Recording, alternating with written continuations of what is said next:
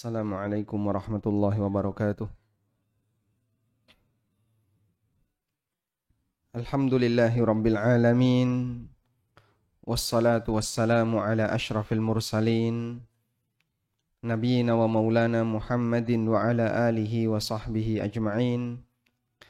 Wa ashhadu an la ilaha illallah wahdahu la syarika lah.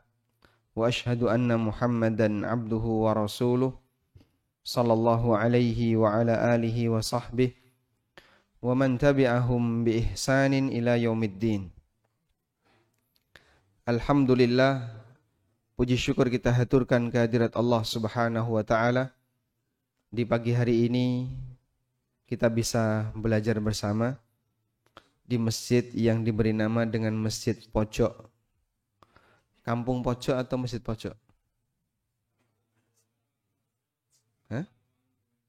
Masjid At-Taqwa lingkungan pojok. Berarti ini paling pojok di Pacitan. Enggak.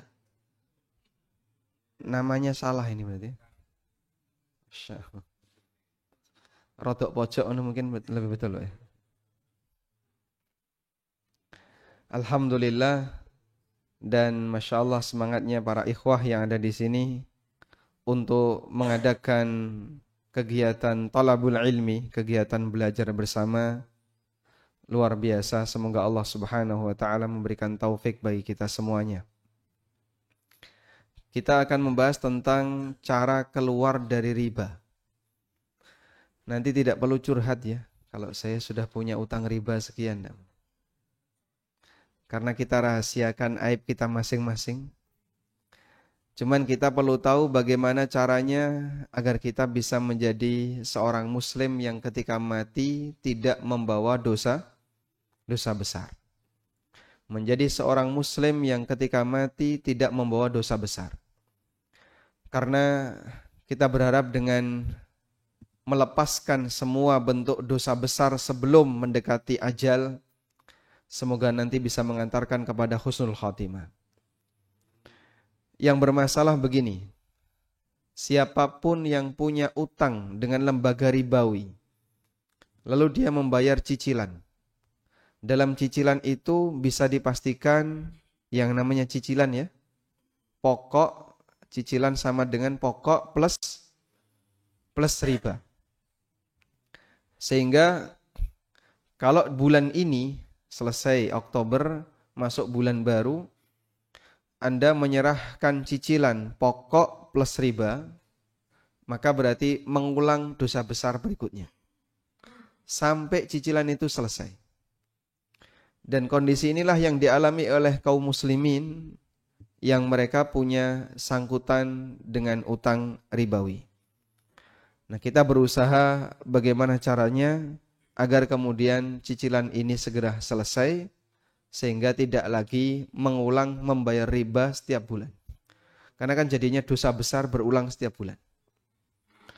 Padahal kita tahu bahwa dalam transaksi riba, yang mendapatkan hukuman dari Allah tidak hanya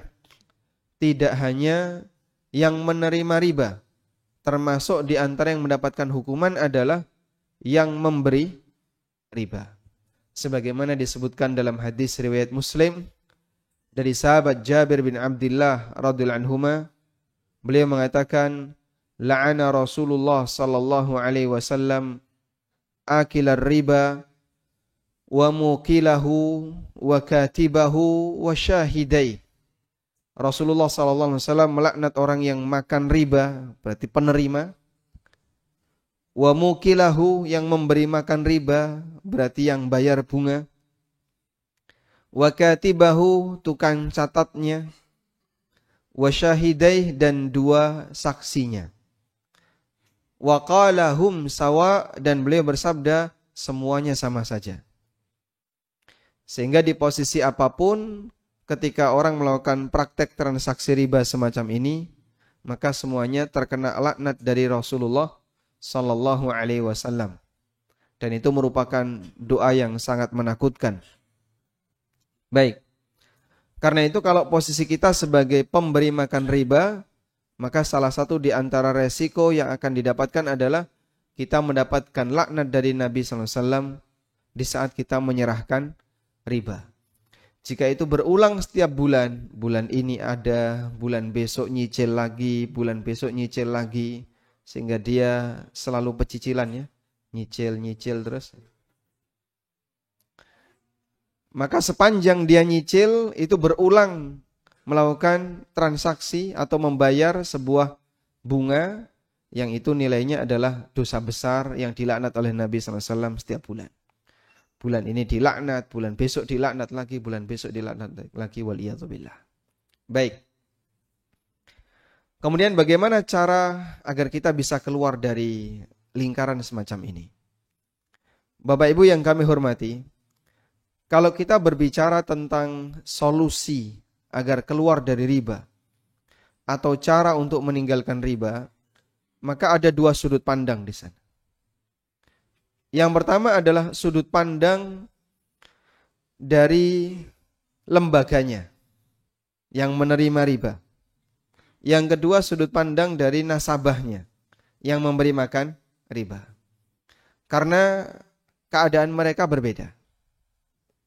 Baik, saya dahulukan terlebih dulu untuk lembaganya. Kalau ada sebuah lembaga keuangan yang dia ingin mengembangkan dana yang dimiliki, bagaimana sih caranya agar kita bisa atau lembaga keuangan ini bisa bebas dari riba? Misalnya Anda ingin punya koperasi yang tidak ada ribanya, atau ingin membuat BMT yang tanpa riba. Itu bagaimana caranya? Allah Subhanahu wa taala telah menjelaskan dalam Al-Qur'an bahwa riba itu dikontraskan dengan apa? Riba itu kontras dengan apa, Pak? Jual beli. Apa dalilnya? Apa dalilnya? Wa ahallallahu al-bai'a wa harrama ar-riba. Masya Allah. Ini hadiahnya mana? Tinggal ini Pak hadiahnya. Tidak boleh dipakai hadiah ini. Ada di luar ya. Baik. Allah Subhanahu wa taala berfirman, wa ahallallahu al-bai'a wa harrama ar-riba. Allah halalkan jual beli dan Allah haramkan riba. Sehingga dua hal ini adalah dua hal yang saling bertentangan. Karena yang satu dihukumi dengan tegas halal, Masya Allah, barakallahu fikum. Dapat zikir ya. Buku zikir pagi petang. 2 buku, Masya Allah. Titip Mas. Itu souvenir pernikahan Mas ya. Nah. Karena dalam satu ayat ini Allah menegaskan hukumnya dengan kontras, yang satu halal, yang satu haram. Selanjutnya, kalau Bapak Ibu ditanya, apa perbedaan yang paling mendasar antara riba dengan jual beli? Apa perbedaan antara riba dengan jual beli? Ya, gimana Bapak?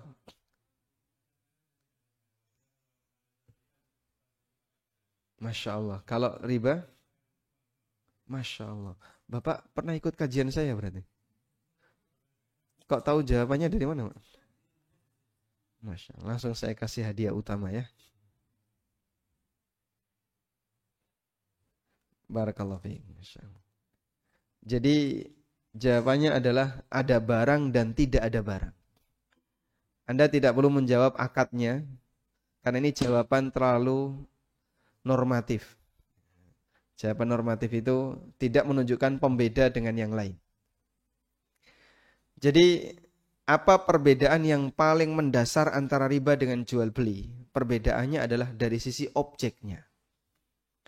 Kalau riba itu tidak melibatkan barang maupun jasa, sehingga yang keluar uang, masuk uang.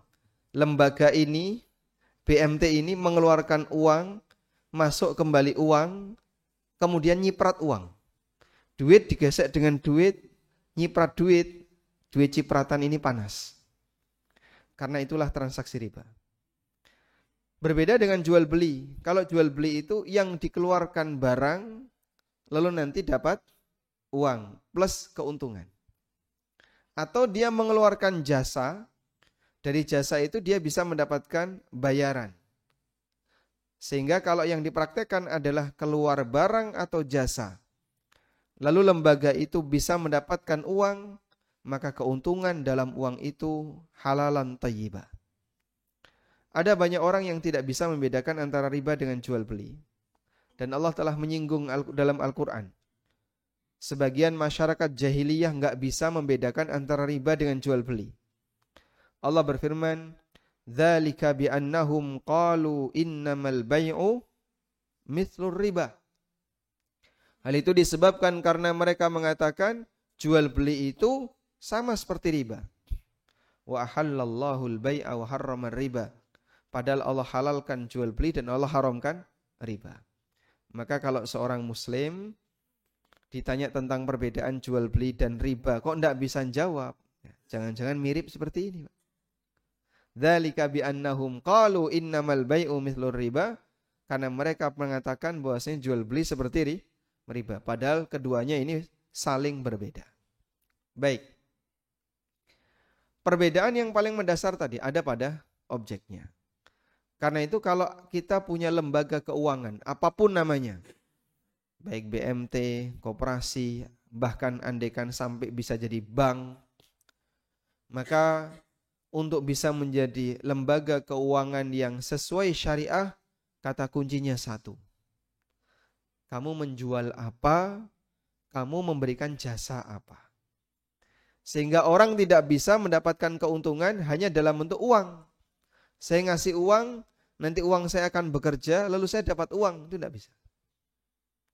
Sebab uang tidak boleh disewakan, uang tidak boleh disewakan, uang juga tidak bisa dikasihkan ke orang lain dalam bentuk utang, lalu nanti akan menghasilkan keuntungan.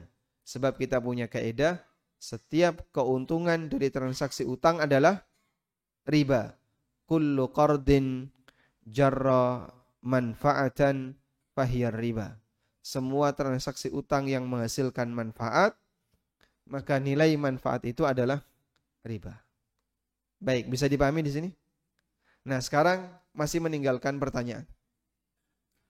Terus apa perbedaan antara riba dengan mudharabah? Apa perbedaan antara riba dengan mudharabah? Bagi hasil. Ada yang bisa ngasih jawaban? Nah, silahkan.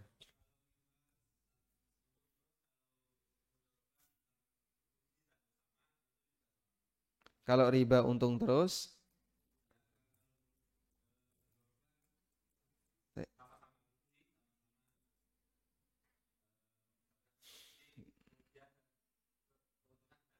Masya Allah, barakallahu fikum. Dikasih ini ya. Ini sepasang Mas ya. Masya Allah. Baik, jadi apa perbedaan antara riba dengan mudharabah? Perbedaannya adalah dari sisi nilai uang yang diserahkan. Kalau statusnya terjamin, jika uang itu dijamin dalam arti nanti pasti akan balik utuh, plus ada keuntungan, maka keuntungan itu statusnya riba. Karena uangnya dijamin. Tapi kalau uangnya tidak dijamin, itu mudharabah. Sehingga kalau tidak dijamin, maka dia menghadapi dua peluang. Antara apa Pak? Untung atau rugi. Karena itu dalam prinsip mudharabah, peluang untung sama dengan resiko rugi. Orang tidak boleh dalam melakukan mudharabah hanya mau untung, nggak mau rugi. Kalau ini praktek riba. Dipahami insya Allah ya? Sehingga kalau misalnya begini, koperasi ingin memberikan modal kepada seorang pengusaha yang baru membuka pabrik tahu tuna. Kemudian dikasih modal senilai 100 juta. Sudah? Kalau akadnya mudharabah, maka pihak koperasi harus siap dengan resiko. Ini kalau usahanya gagal, rugi, di luar keteledoran pengelola, maka koperasi tidak boleh minta 100 juta ini balik utuh. Tapi kalau nanti usahanya berkembang, dapat untung, koperasi berhak untuk mendapatkan bagi hasil. Dan itulah keseimbangan yang diajarkan dalam praktek mudharabah. Peluang untung sama dengan resiko rugi. Dipahami ya insyaallah. Baik. Kalau transaksi riba enggak. Transaksi riba itu duit yang diserahkan utuh. Kemudian nanti dia mendapatkan keuntungan. Berarti kalau ada kasus seperti ini. Si A memberikan modal kepada si B. Perjanjiannya, wahai B, saya kasih modal ke kamu 100 juta. Nanti kalau untung kita bagi hasil. 50-50. Tapi kalau rugi saya nggak mau bagi hasil. Cuman tolong modal saya dikembalikan. Ini boleh atau tidak? Boleh atau tidak? Kenapa enggak boleh? Karena modalnya dijamin. Baik, karena tidak mau resiko. Selama modal dijamin dan tidak ada resiko yang ditanggung oleh pemberi modal, maka transaksi itu hukumnya masuk dalam kategori utang dan oleh karena itu tidak boleh minta kelebihan. Dipahami ya? Baik. Sehingga mudharabah sebagaimana Anda bisa mendapatkan peluang untung, Anda juga harus siap dengan resiko rugi. Makanya kita diajarkan prinsip ringan sama dijinjing, berat sama dipikul. Tidak boleh orang membalik ya, ringan aku yang jinjing, kalau berat kamu yang mikul, itu tidak boleh. Karena kalau seperti ini mendolimi salah satu pihak. Baik, ini solusi yang bisa dilakukan ketika seseorang ingin membuat sebuah lembaga keuangan atau lembaga apapun yang kemudian ingin mengembangkan dengan cara syar'i, yaitu galakkan jual beli. Anda menjual sesuatu yang sifatnya real secara kredit dan nanti akan mendapatkan keuntungan. Baik. Berikutnya kita akan berbicara untuk posisi nasabah. Ini nasabah punya utang. Dia punya sangkutan dengan lembaga ribawi. Yang otomatis dia harus membayar bunganya.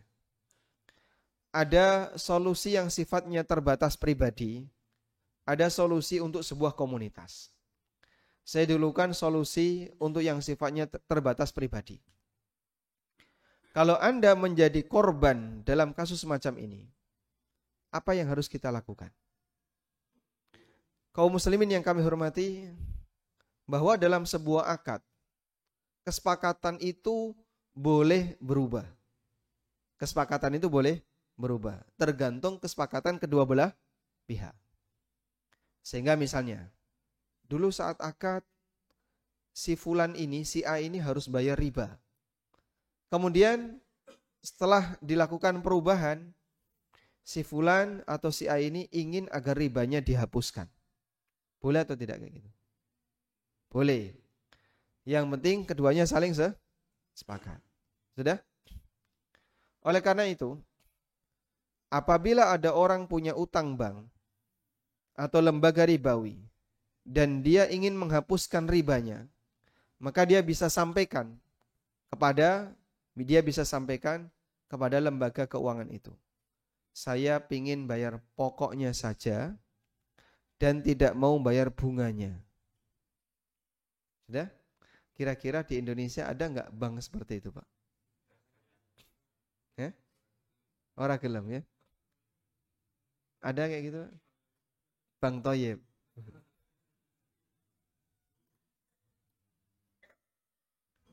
Memang ada sebagian orang yang berhasil, tapi itu melalui proses yang panjang dan tawar-menawarnya cukup alot.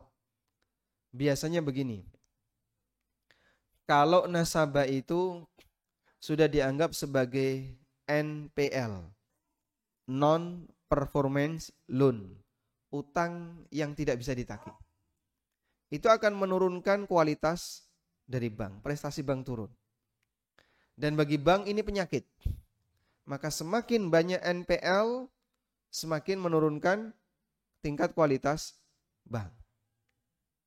Karena itu, bagi sebagian orang yang dia punya utang semacam ini, kadang perlu strategi, ya, tapi ini online ya, bahaya. Kalau ketahuan bank, jadi ketahuan strateginya. Ya.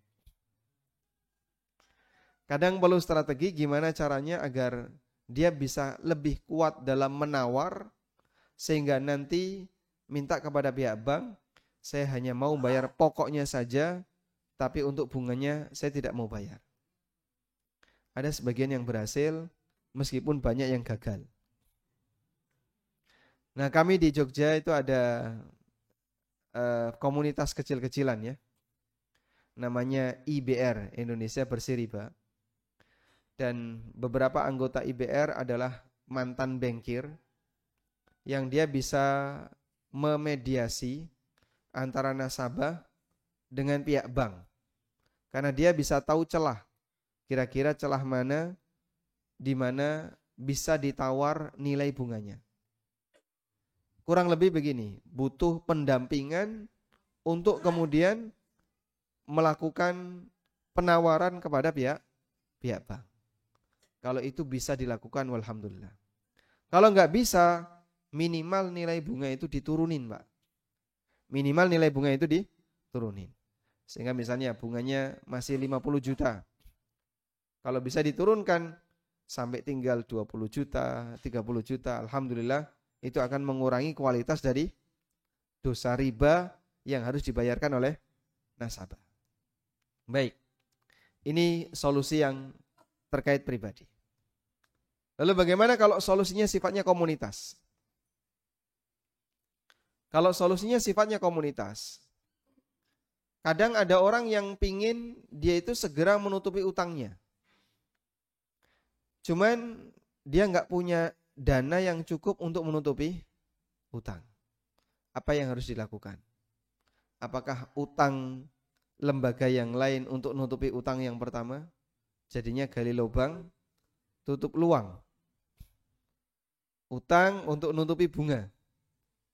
Baik. Kita tidak menyarankan seperti itu karena ini nanti bisa menambah nilai bunga. Ini ada beberapa kejadian kayak gini ya. Si A punya utang dari lembaga ribawi, konvensional. Udah? Kemudian utangnya setelah dicicil, anggaplah masih tersisa 200 juta. Terus dia berpikir begini, kalau bank syariah, itu kan sudah sesuai syariah. Akhirnya dia pingin oper kredit ke bank syariah. Dari lembaga keuangan tadi, oper kredit ke bank syariah. Sisa utang dari 200 juta ditutupi oleh bank syariah ke bank konven tadi. Sudah? Terus dia nyicil ke bank syariah 220 juta. Menurut Anda ini makin riba atau malah mengurangi riba? Jadinya apa, Pak? Makin riba. Karena lembaga kedua ini juga minta margin. Lembaga yang kedua ini juga minta keuntungan. Maka kalau dia mengeluarkan utang 200 juta, dia akan minta keuntungan sehingga jadi tambah sekian puluh juta. Masya Allah. Makanya ini bukan solusi ya. Sehingga punya utang di bank konven, jangan ditutupi pakai bank yang lain. Anda kalau nutupi pakai bank yang lain, maka nanti utangnya akan semakin bertambah banyak. Itu bukan memberikan solusi, tapi justru menambah nilai riba. Baik. Terus solusinya bagaimana? Coba kita galang kekuatan komunitas. Saya yakin ini bisa dilakukan dimanapun. Sebagaimana ini kami lakukan di Jogja. Ya meskipun nilainya sangat terbatas. Bapak Ibu punya uang di rekening. Dan duit itu nganggur. Tidak bisa dimanfaatkan. Ataupun kalau Anda memanfaatkan, nanti tidak bertambah. Kalau bertambah, penambahannya tidak boleh dimiliki. Kalau misalnya begini. Duit nganggur yang Anda punya ini dikumpulin jadi satu. Di sebuah lembaga, anggaplah lembaga ini namanya Lembaga Pengelola Dana Umat, LPDU. Sudah? Lalu duit nganggur tadi Anda kumpulkan di LPDU. LPDU ini kemudian meminjamkan duit nganggur ini kepada orang-orang yang punya masalah dengan utang ribawi. Nah, setelah itu dia akan gunakan untuk nutupi ribanya. Dia akan gunakan untuk nutupi ribanya. Nutupi bunganya, nutupi pokoknya dan seterusnya hingga utang itu lunas. Ketika utang itu lunas, orang ini akan membayar ke LPDU secara nyicil tanpa bunga. Kurang lebih seperti itu. Sudah? Dengan cara demikian, kita memanfaatkan potensi umat untuk membantu umat. Memanfaatkan potensi umat untuk membantu umat. Terus akadnya ke LPDU ini apa, Pak? Ada uang masuk, ada uang keluar. Untuk uang masuk bisa dibuka beberapa keran. Satu, keran zakat. Uang masuk dikasih apa? Keran-keran yang pertama adalah zakat. LPDU ini bisa menampung zakat. Zakat nanti disalurkan kemana? Zakat ini nanti akan disalurkan untuk nutupi utangnya masyarakat yang punya utang. Berarti status mereka sebagai apa? Ghorimin. Dan ghorimin termasuk mustahik zakat. Baik. Yang jarang diperhatikan di masyarakat adalah para ghorimun. Yang ghorimun itu termasuk di antara mustahik zakat. Keran yang kedua adalah utang. Bapak punya uang nganggur? Punya. Baik, bisa enggak Pak diutangkan ke sini? Nanti LPDU ini akan jamin.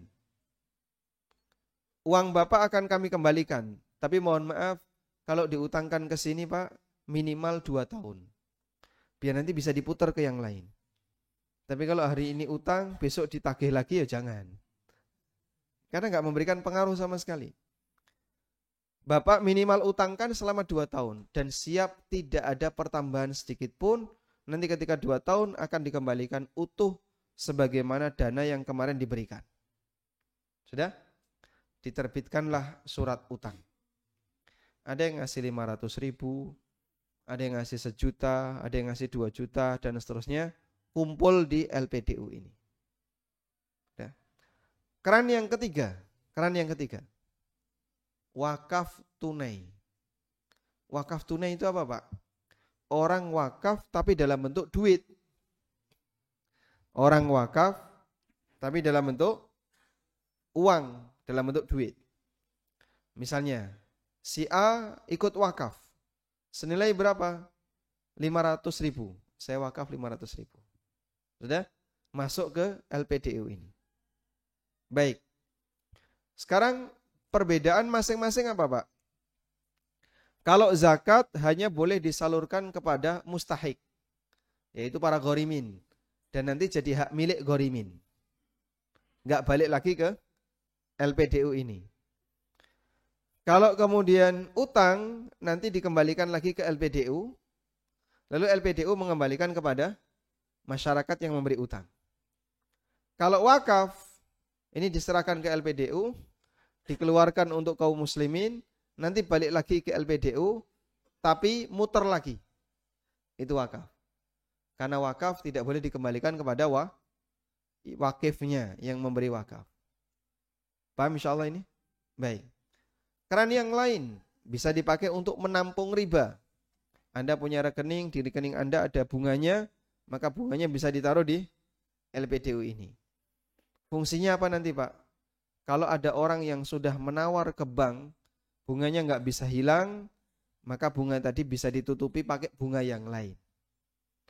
Menyiram najis dengan najis. Boleh nggak kayak gitu? Tetap najis ya. Baik.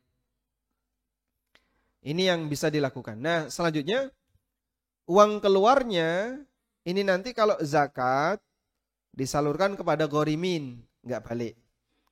Kalau kemudian Anda bantu dalam bentuk selain zakat, seperti memberi utang atau memberi modal, maka nanti harus balik ke LPDU. Nah, dari cara seperti ini kita bisa memanfaatkan potensi umat untuk kemudian membantu sebagian umat yang membutuhkan. Maka kalau ada di antara jamaah, Mas saya punya utang 50 juta, LPDU punya duit berapa? Ada 500 juta. Ya. Maka 50 juta diutangkan ke orang ini, langsung tutup sekali pokok plus bunga. Nah biasanya pihak bank kalau kemudian utangnya itu mau dilunasi sekali, jika orangnya bisa nawar dengan benar, itu biasanya bunganya diturunkan. Sehingga utangnya 60 juta. Bunganya bank berapa? 15. Terus dilakukan tawar-menawar, bunganya jadi tinggal 10, sehingga cukup bayar 50 saja.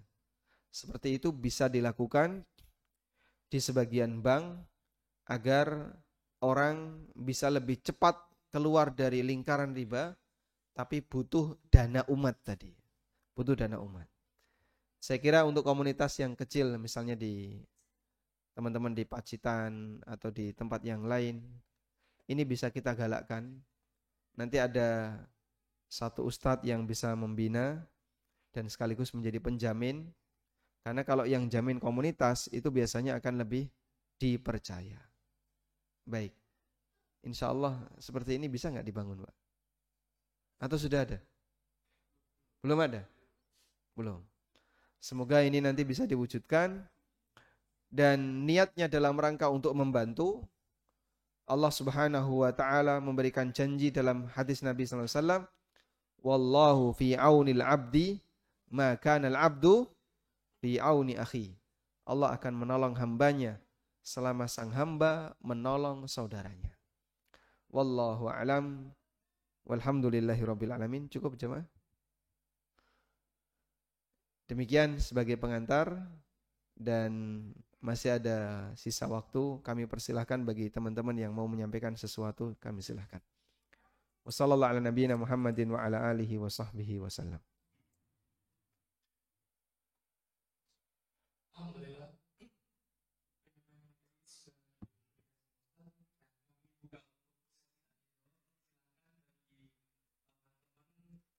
Jemaah yang mau bertanya, kami persilakan. Mau curhat juga boleh. Boleh langsung ya. Alhamdulillah. Gantian. Ini satu lagi. Nanti. Oh di sini. Siap, silahkan. Kalau saya pemula orang yang Ustaz sebut tadi, saya itu selama 2 tahun dan tidak membayar bunga dan riba. Alhamdulillah setelah 2 tahun saya tanpa ada tambahan margin. Tanpa bunga. Masya Allah. Tapi dimandekan dulu selama 2 tahun.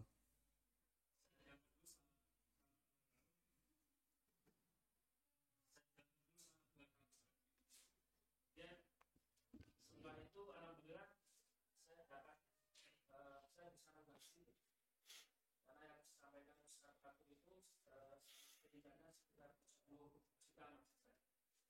Dan saya mau tanyakan Ustaz, saya membaca beberapa surat di mana. Kalau kita harus memberikan sisa riba, kalau kita meninggalkan itu yang harus bagianmu,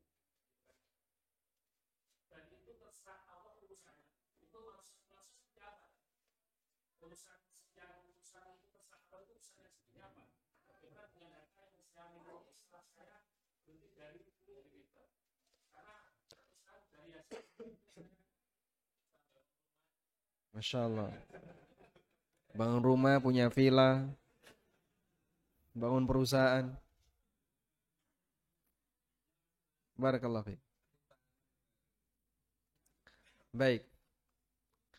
Ada kasus berkaitan dengan Masya Allah, silakan. Mau lewat dulu ini sponsornya. Alhamdulillah.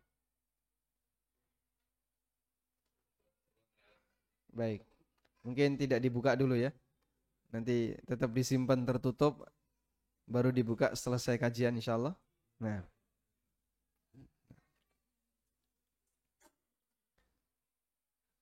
apa yang dimaksud dengan firman Allah Subhanahu wa taala, "Faman ja'ahu mau'izatun min rabbih fantaha, falahu ma salafa wa amruhu ilallah." Barang siapa yang sudah datang peringatan dari Rabb-Nya, fantaha lalu dia berhenti, falahu ma salaf. Maka dia berhak untuk mendapatkan harta ma salafa di masa silam. Wa amruhu ilallah dan urusannya kembali kepada Allah. Maksud dari ayat ini adalah bahwa orang yang memiliki harta haram sebelum dia mengetahui ilmunya, orang yang memiliki harta haram sebelum mengetahui ilmunya, maka status harta itu halal baginya. Alhamdulillah, insyaallah. Mulai senang nih ya. Ya, silakan mau diunjuk riyen, Pak. Oh, mboten, mangke mawon nggih. Dan dulu para sahabat, banyak di antara mereka sebelum Islam datang dan sebelum ayat tentang haramnya riba itu turun, mereka memiliki harta dari hal yang haram. Nah, saat ayat itu turun, Allah tidak perintahkan untuk memiskinkan diri. Sehingga transaksi riba, lalu dapat duit banyak, bisa dipakai beli rumah. Jual beli khamar, dapat duit, bisa dipakai untuk beli lahan, dan seterusnya. Itu dialami oleh orang di masa silam. Sehingga ada sebagian orang yang dia memiliki harta dari hasil jual beli sesuatu yang haram, seperti jual beli khamar. Sebelum khamar itu dilarang. Karena khamar bagi masyarakat Madinah itu termasuk di antara komoditas ekspor yang dikirim ke Syam sehingga mereka bisa mendapatkan nilai yang lebih mahal. Nah, sebelum ada ayat yang mengharamkan khamar, mereka praktek seperti itu. Ketika turun ayat tentang khamar, Allah Subhanahu wa taala tidak perintahkan seluruh harta yang dulu kalian dapatkan dari hasil khamar sedekahkan semuanya. Enggak ada perintah seperti itu. Dan itulah makna dari ayat faman ja'ahu mau'izatun min rabbih fantaha. Barang siapa yang sudah mendapatkan peringatan dari Rabb-Nya lalu dia berhenti, falahu ma salaf. Maka dia punya hak untuk memiliki harta di masa silam. Wa amruhu ilallah dan urusannya kembali kepada Allah. Artinya urusan harta ini kembali kepada Allah. Kamu tidak diharamkan karena Allah Subhanahu wa taala yang memberikan penegasan bahwa dia boleh untuk memanfaatkannya. Sehingga orang yang memiliki harta haram sebelum tahu ilmunya tidak boleh.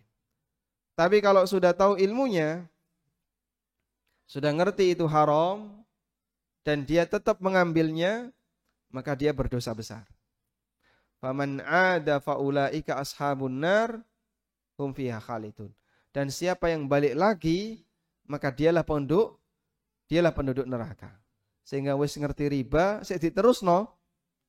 Nah, itu yang mendapatkan ancaman dosa besar waliyadzubillah. Oleh karena itu, kalau Bapak dulu praktek riba, sudah berhasil beli rumah, sudah berhasil beli villa, atau bahkan apalagi Pak, membuat museum ya. Misalnya, maka posisi Bapak dalam hal ini kalau dulu tidak tahu ilmunya, semua itu boleh dimanfaatkan. Wallahu a'lam. Baik, silakan. Mikrofonnya mana tadi? Mati.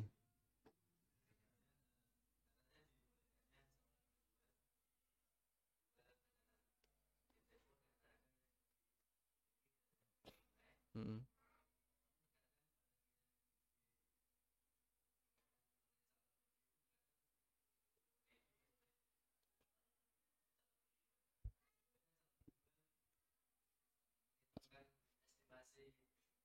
Harga.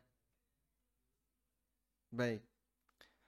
skemanya gimana sih agar sebuah lembaga keuangan itu bisa melakukan praktek jual beli yang aman dan syar'i. Aman dan syar'i, kan gitu ya. Karena kita tahu bahwasanya lembaga keuangan itu biasanya mereka tidak nyetok barang. Lembaga keuangan biasanya mereka tidak sedia barang. Tapi barang itu baru dibeli sesuai pesanan. Sederhananya kayak gini. Si A datang ke bank dan bank ini banknya sudah syariah. Si A datang ke bank. Ditanya, "Mau ngapain Bapak?" "Saya mau ngadem." Enggak ada kan? "Mau ngapain?" "Saya mau butuh uang." "Kamu butuh uang buat apa?" "Saya butuh uang untuk beli motor." "Motor yang diinginkan kayak apa?" Terus dia kasih rincian. "Saya pengen motor dengan merek ini, cc sekian, tahun sekian dan seterusnya." "Baik, kalau mau motor seperti ini akan kami usahakan." Sudah, setelah dilakukan verifikasi dan seterusnya, nasabah ini diterima. Maka bank melakukan pengadaan motor itu. Dia beli motor itu dari pihak dealer atau penjual motor siapapun untuk mendapatkan motor sesuai yang diinginkan oleh si A tadi. Nah, saat pengajuan ini ada estimasi harga, boleh enggak? Boleh. Enggak masalah. Karena sebatas estimasi harga itu tidak menunjukkan angka riba. Tapi kan belum punya barang. Belum punya barang boleh berencana akad. Dan estimasi harga itu sifatnya rencana akad. Hukumnya tidak masalah. Sama misalnya, Anda tanya ke saya, "Nek HP-mu iki pok dol diregani piro?" Padahal belum tentu saya jual. Cuman Anda tertarik dengan HP saya, lalu Anda tanya, "HP kamu ini kalau kamu jual harganya berapa?" Ya, andaikan saya jual, ini saya kasih harga 3 juta. Padahal belum tentu saya menjual. Boleh nggak kayak gitu, Pak? Boleh saja. Karena sebatas menyebutkan estimasi harga, itu tidak menunjukkan bahwa kedua belah pihak melakukan akad. Paham insyaallah di sini? Baik. Oleh karena itu dalam hal ini tidak masalah jika Bapak menyebutkan estimasi harga atau lembaga keuangan menyebutkan estimasi harga meskipun dia belum memiliki barang. Nah, setelah verifikasi selesai, bank beli motor itu, lalu motor itu dibawa ke bank. Nasabah dihubungi, "Motor sudah ada di tempat kami, silahkan kalau mau diakadkan datang ke kantor." Maka A datang ke kantor. Setelah A di kantor, dilakukanlah transaksi jual beli di mana bank boleh mengambil margin yang lebih ketika dia menjual dengan harga kredit. Kemarin kulaknya 20 juta, dijual jadi 25 juta. Boleh enggak, Pak? Dia ngambil margin 25%. Sah-sah saja. Hukumnya boleh. Karena dalam hal ini diperbolehkan bagi pihak bank untuk mendapatkan keuntungan dari praktek jual beli. Wallahu a'lam. Cukup mudah ya. Mungkin bisa digalakkan seperti itu. Teman-teman berkumpul. Ayo kita modal. Bantingan berapa? 1 juta. 1 juta kali 100 orang. Berkumpul sekian ratus. Sudah? Kalau nanti ada yang meminta sesuatu atau menghendaki barang tertentu, lembaga ini yang membelikan. Sudah? Nanti setelah dibelikan, dijual ulang dengan cara kredit, plus ada keuntungan. Kami di Jogja, selain punya IBR, nasabah ini tanya, "Terus kalau saya butuh motor, solusinya gimana?" Kan tidak mungkin utang ke IBR. Maka kita buatkan satu lembaga baru, namanya Syirka Al-Hidayah, yang itu melayani jual beli kredit. Masya Allah jamaah. Modalnya waktu buka 35 juta. Dan sekarang alhamdulillah sudah melayani belasan mobil. Dari awalnya 35 juta. Ya merambat sedikit-sedikit. Cuman belikan HP, motor, laptop, sampai ada yang beli kulkas, kemudian kipas AC. Kami belikan, setelah itu kami jual ulang dengan ada margin. Alhamdulillah dari yang awalnya 35 juta, sekarang perputarannya sekian belas mobil yang sudah dilayani. Dan itu cukup potensial untuk dilakukan di teman-teman yang punya ikatan emosional bagus, sehingga saat naruh modal saling percaya, Anda bisa galakkan cara seperti ini. Wallahu a'lam.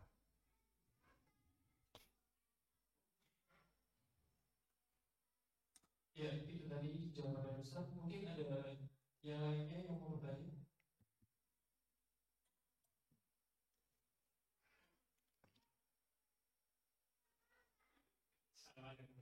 Waalaikumsalam warahmatullahi. Pertanian, Mbak.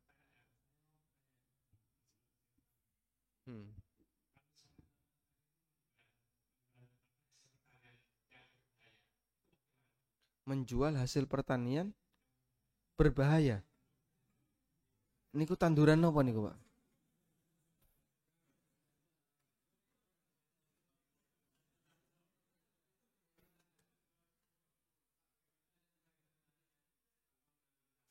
Cabe. Oh gitu. Jangan suudon dulu ya. Dikiranya ganja, Pak.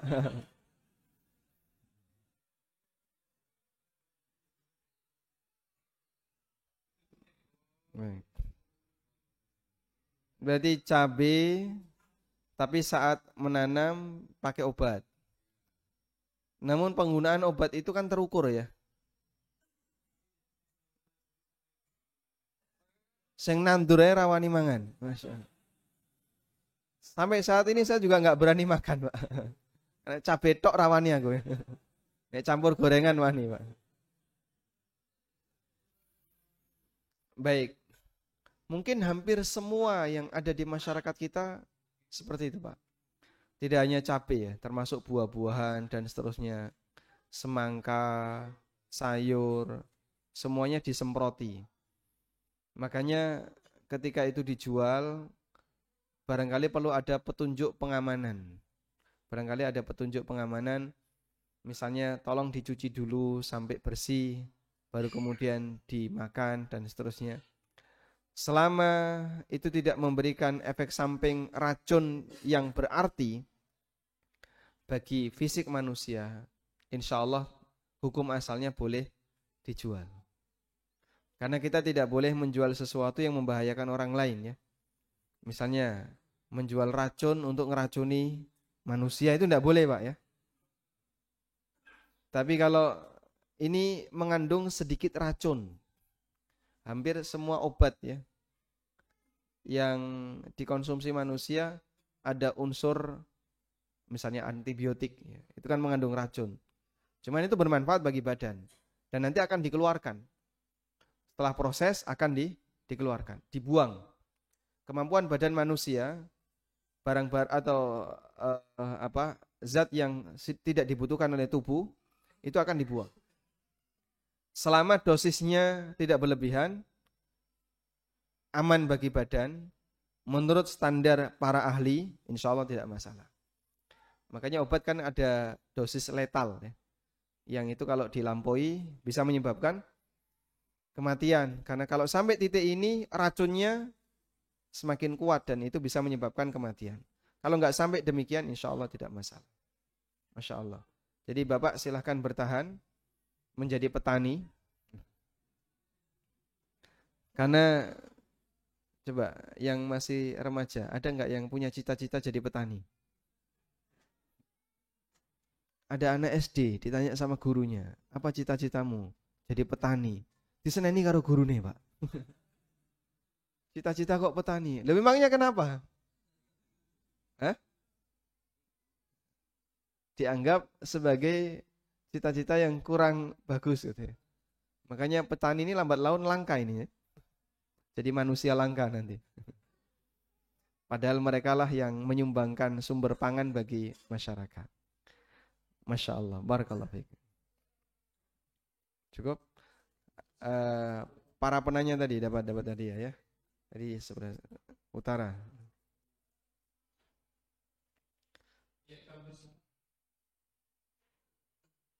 Assalamualaikum Ustaz. Waalaikumsalam warahmatullah. Pertanyaan saya hewan yang dilepas, tapi di lingkungan tersebut sudah berlaku umum gitu. Misalnya, yang dilepas terus makan akibat kita atau burung merpati juga yang dilepas, tapi di lingkungan tersebut sudah sangat umum. Itu hukumnya gimana?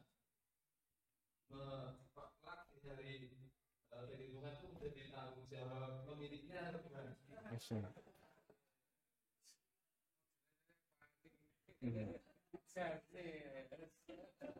Masya Allah. Ini dari riba tekan pitik barang dibahas ya.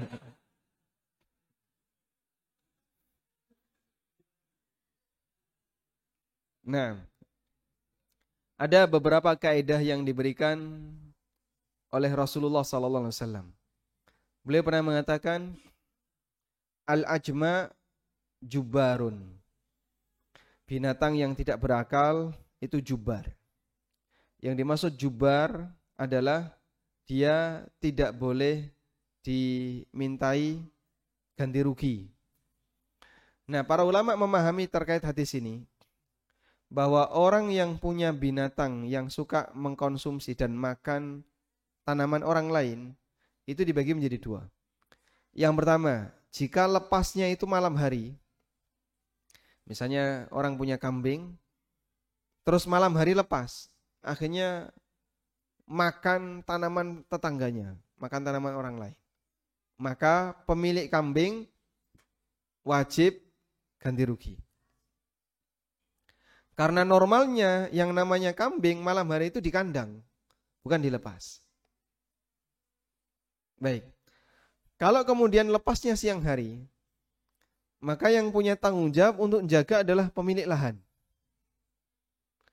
Karena budaya di tempat itu yang namanya binatang semacam ini dilepas. Sehingga kalau kemudian masuk ke lahan orang lain ya, pemilik lahan harus menahannya.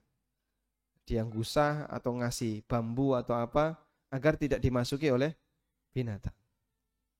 Sehingga kalau tetap dimakan oleh binatang, maka pemilik kambing tidak bertanggung jawab. Itu kalau sudah menjadi budaya dan tradisi.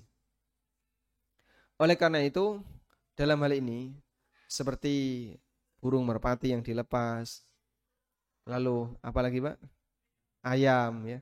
Terus notoli gabah milik tetangganya, jika itu siang hari dan sudah menjadi budaya di masyarakat itu dilepas, wallahu alam, yang kami pahami pemilik ayam tidak tanggung jawab. Artinya tidak harus ditagih ya. Pitikmu wis notoli gabahku sekilo. Masya Allah. Misalnya dia punya 100 ayam, dicolke ya. Satu ayam berapa itu? 1 gram atau saon ya. 10 gram mungkin. Kalau saon kan 100 gram. 10 gram. Wah, per ayam 10 gram. Ping 100 ayam 1 kilo. Maka kamu harus ganti gabah 100 kilo.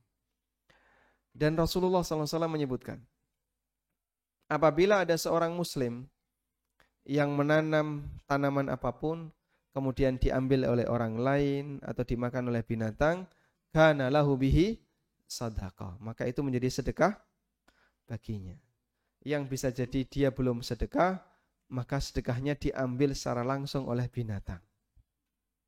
Dan insya Allah itu akan menjadi tabungan tambahan baginya. Wallahu a'lam. Ya, seperti itu. Kami beri kesempatan 2 pertanyaan lagi untuk jemaah ibu-ibu. Mungkin ada yang mau bertanya, silakan bisa pakai tulisan. Jika ada yang mau bertanya bagi jemaah,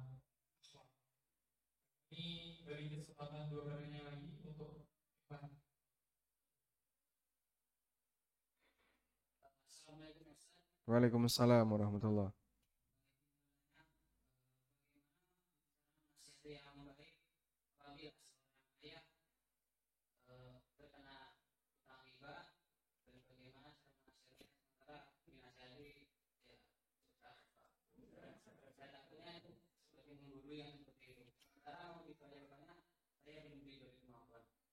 Ayah ada di sini nggak? Ayah ada di sini? Nggak ada. Oke. Di rumah. Oh. Masya Allah.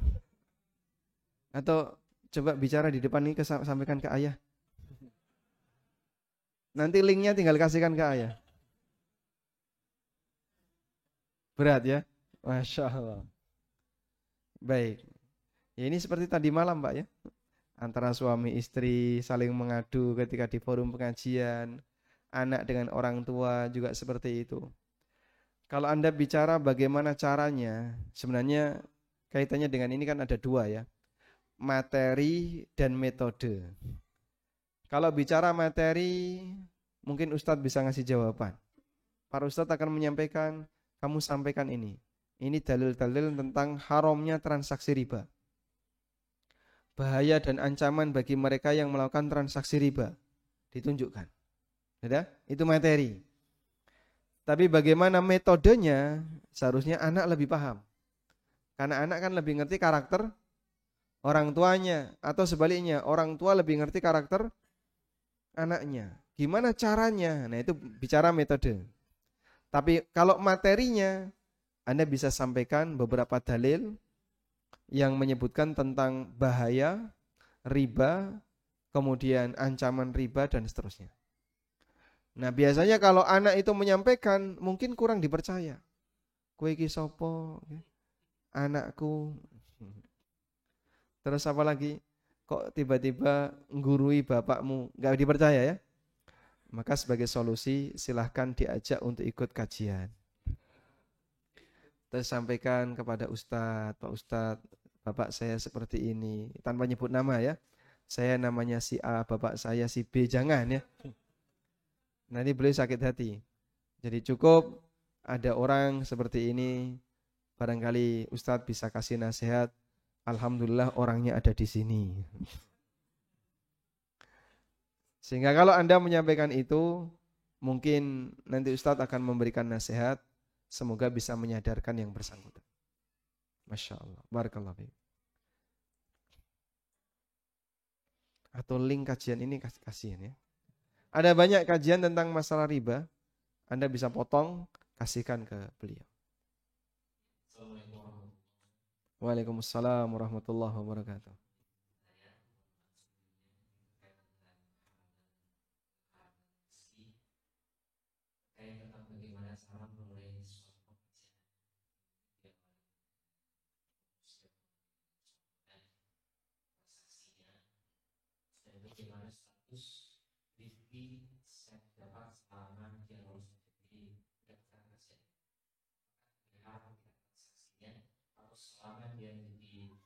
Karyawan.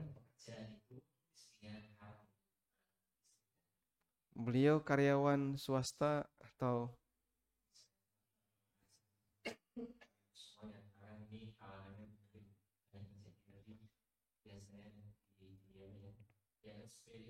Masya Allah. Baik.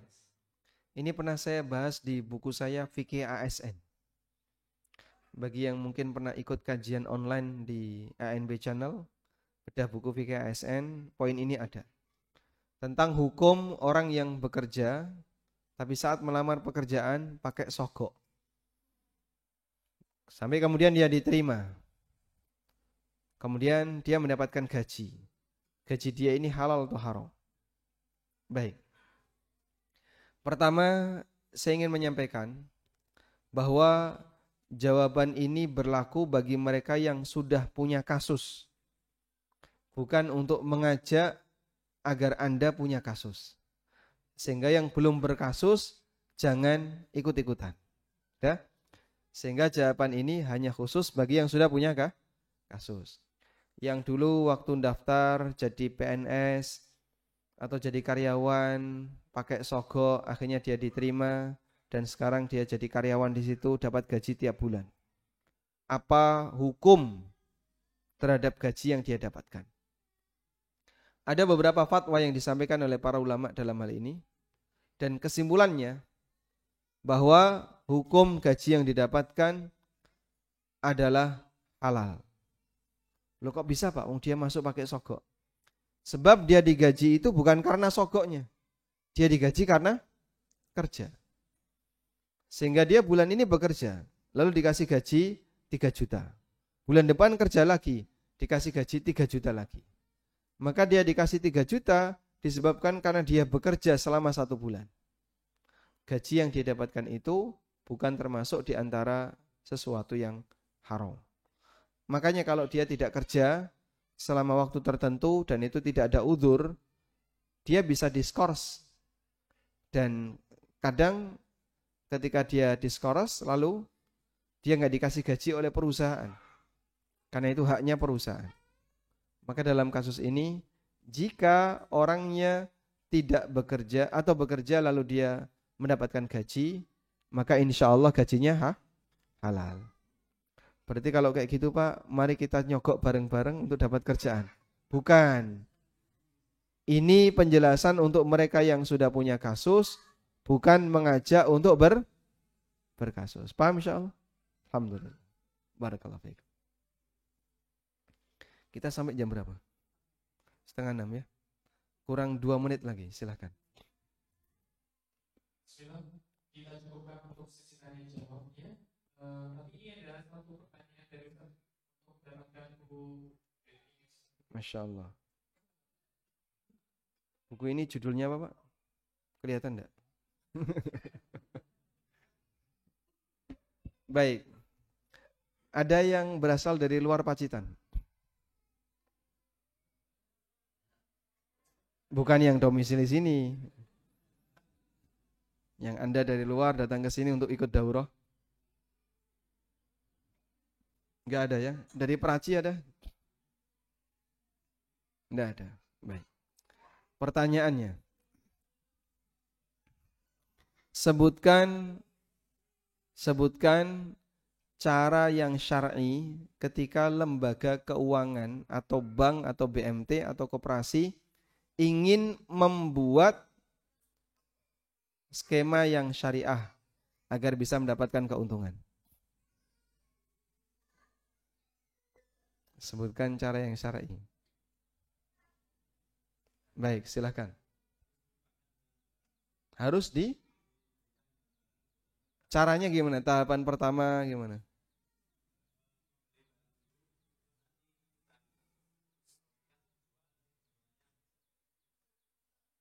Kalau seperti itu enggak ada bank yang mau.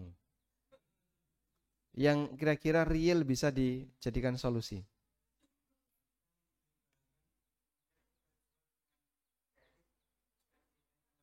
Sebelum membeli barang itu ada tahapan apa tadi? Akad. Sebelum membeli barang ada tahapan apa tadi?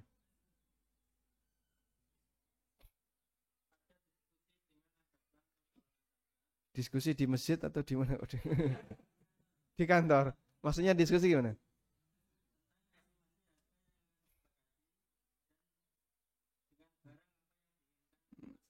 Jadi menampung permintaan dan penawaran, terus setelah itu Info kepada calon nasabah tentang barang dan harga yang disepakati. Diajak nasabah untuk ke lembaga untuk berakad tentang barang. kapan lembaga keuangan ini sudah boleh akad? Barang ada di atau dimiliki di lembaga. Masya Allah. Apa dalilnya? Lembaga keuangan baru boleh menjual jika sudah memiliki dan sudah menerima. Apa dalilnya? Kalau sudah memiliki, Nabi SAW mengatakan la tabi' ma laisa indak. Jangan kau jual barang yang belum kau miliki. Sedangkan dalil menerima adalah naha Rasulullah SAW ayyabi at-ta'am qabla ayyastawfiyah. Nabi SAW melarang orang menjual ulang barang yang dia beli sampai dipindahkan ke tempatnya, sampai dilakukan istifa.